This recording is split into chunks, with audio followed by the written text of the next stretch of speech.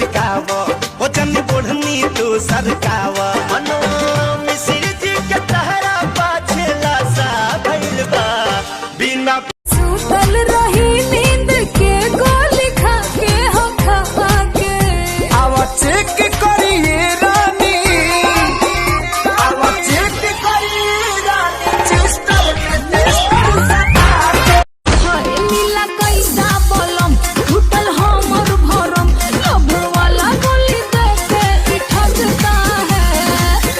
पवन सिंह हूँ बेटा, मूड बनने में थोड़ा टाइम लगता है।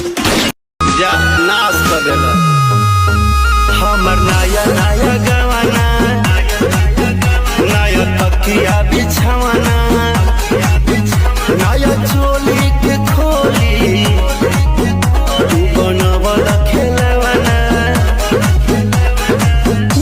पहिरा दो हमके अपने नाम के कंगनवा दुल्हन बना के ले जा अपने अंगनवा दुल्हन बना के ले जा। हमको महावे में गलती तो कइले बानी बाकी एक बेरी कहीं गहना होइले बानी। उठवा के लाली तोहर जान हमर मारे उठवा के लाली तोहर जान हमर मारे गोरे गोरे चेहरा बनान गजरा